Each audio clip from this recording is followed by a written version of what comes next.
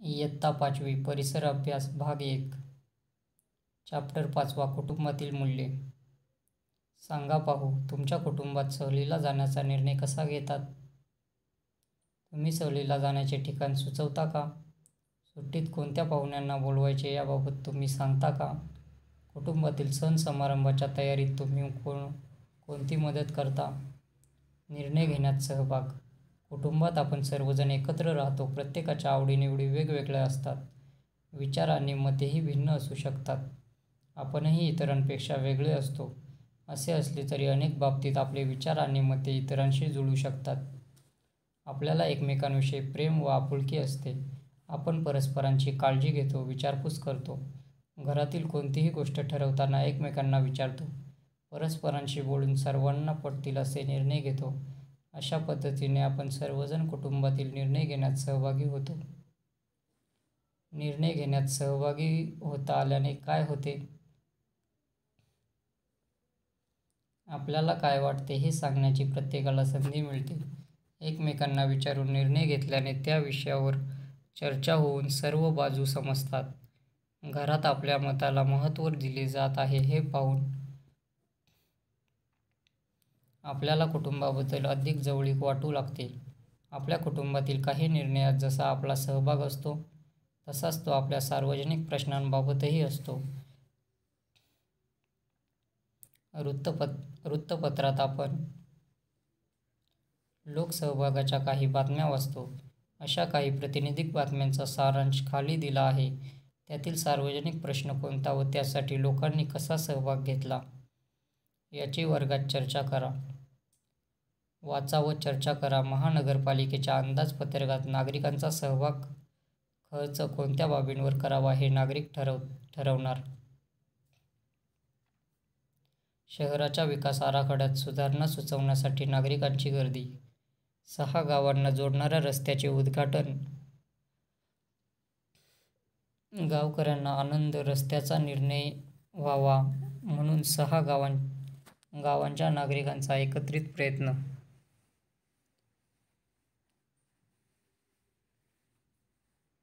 आपल्या परिसरात अनेक छोटे बदल व्हावेत असे आपल्याला वाटत असते. परिसरातील बदलांविषयीचे निर्णय सर्वांनी मिळून घेणे हिताचे असते. आपण निवडून दिलेले सरकार सार्वजनिक प्रश्नांबाबतचा निर्णय घेते. सरकारने घेतलेला एखादा निर्णय अयोग्य वाटल्यास त्याबाबत आपण आपले मत नोंदवू शकतो. अशा प्रकारे निर्णय प्रक्रियेत आपण सहभागी होऊ शकतो. सांगा पाहू, पुढील प्रसंग काळजीपूर्वक वाचा. त्यांतील कोणाचे वागणे प्रामाणिकपणाचे आहे ते सांगा. आफरीनने मीनूकडे पेन्सिल मागितली. लिहून झाल्यावर तिने पेन्सिल परत केली. शमा सायकलवरून पडली. आईला सांगताना मात्र तिने नेहाने मला पाडले म्हणून मी पडले असे सांगितले. रिक्षात सापडलेली पिशवी मेरीने जवळच्या पोलीस चौकीत जमा केली. प्रामाणिकपणा व अप्रामाणिकपणाचे परिणाम. आपल्या हातून बऱ्या वाईट गोष्टी घडत असतात. कधी चुकाही होतात. एखादी चूक झाल्याचे लक्षात आल्यास त्याविषयी आई-वडिलांविषयी, भावंडांशी व मित्र-मैत्रिणींशी मोकळेपणाने बोलावे. त्यातून आपल्याला झालेली चूक सुधारण्याची संधी मिळते आणि आपला प्रामाणिकपणा दिसून येतो. त्याचबरोबर आपले काम सचोटीने करणेही आवश्यक आहे. नात्यांमधील परस्पर विश्वास कसोशीने जपणे व कोणाचीही फसवणूक न करणे हे सुद्धा प्रामाणिकपणाचे लक्षण आहे. प्रामाणिकपणा आपल्याला निर्भय बनवतो. या उलट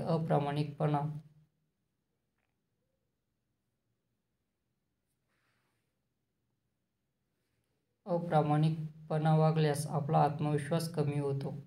कुटुंबात तसेच आपल्या सार्वजनिक जीवनातही आपण प्रामाणिकपणे वागले पाहिजे.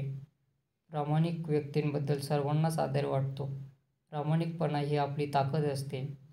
सार्वजनिक जीवनातील प्रामाणिकपणा. सार्वजनिक जीवनातही प्रामाणिकपणा असल्यास सार्वजनिक सेवा सुविधा आपल्याला अधिक चांगल्या प्रकारे मिळतील. बस किंवा रेल्वेने विना तिकीट प्रवास केल्याने काय होईल? आपली वाहतूक व्यवस्था तोट्यात चालेल आणि काही दिवसांनी बंद पडू शकेल. प्रामाणिकपणे प्रत्येकाने तिकीट काढल्यास ही समस्या निर्माण होणार नाही. प्रामाणिकपणामुळे सार्वजनिक जीवनातील कार्यक्षमता वाढवता येते. प्रामाणिकपणाचे भान आपल्या सार्वजनिक जीवनातील शिस्त व कार्यक्षमता वाढवण्यास उपयुक्त ठरते. सहकार्याचा फायदा. कुटुंबात आपण एकमेकांना सहकार्य करत असतो.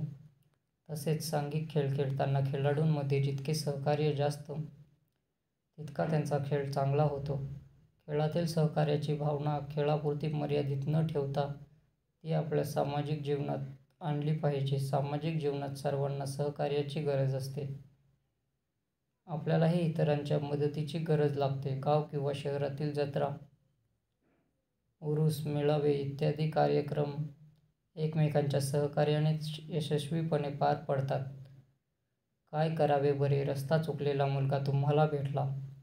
सहलीला गेल्यावर तुमच्या लक्षात आले की तुमच्या मैत्रिणीचा डबा घरी विसरला आहे. इमारतीतल्या लिफ्टमध्ये काही व्यक्ती अडकल्या आहेत. वाचा व चर्चा करा. खालील संवाद वाचा. त्यातील वादाचा मुद्दा कोणता आहे, तो कसा सोडवला गेला याविषयी चर्चा करा. सहिष्णुवृत्ती. आपणा सर्वांमध्ये काही गुणदोष असतात. पालकांच्या, मित्रमैत्रिणींच्या मदतीने आपल्यातील दोष दूर करता येतात. एकमेकांचे विचार प्रत्येक वेळी एकमेकांना पटतील असे नाही. आपल्या मित्रमैत्रिणींमध्ये कधी कधी मतभेद होतात. अशा वेळी आपलेच म्हणणे खरे आहे असे न मानता इतरांचे म्हणणेही समजून घेतले पाहिजे. प्रसंगी दुसऱ्याचेही ऐकले पाहिजे. यातूनच सहिष्णुतेची भावना निर्माण होते व तिची जोपासना करता येते. आपल्यापेक्षा वेगळ्या मतांचा आदर करणे म्हणजे सहिष्णुता. आपल्या देशात सहिष्णुवृत्तीला विशेष महत्त्व आहे. विविध धर्म, पंथ, परंपरा आणि रीतिरिवाज पाळणारे अनेक लोक इथे राहतात. त्यामुळे सर्वांनी सहिष्णुता बाळगण्याची आवश्यकता आहे. विविधतेचे जतन सहिष्णुतेमुळे होते. विविधता आपले सामाजिक जीवन समृद्ध करते. सहिष्णुता ही सामाजिक सलोख्याची पहिली पायरी आहे. ती आपल्याला इतरांचाही विचार सहानुभूतीने करायला लावते. आपल्या परिसरातील समस्यांचे निराकरण करण्याचा प्रयत्न आपण सहिष्णुतेमुळे करतो. स्त्री-पुरुष समानता.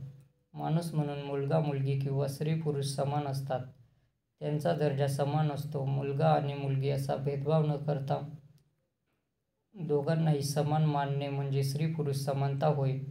मुलांनी व मुलींनी एकमेकांचा आदर केला पाहिजे. आपल्या मित्रमैत्रिणींच्या सहवासात आपण सगळे एकमेकांना सारखेच मानतो ही समानतेची भावना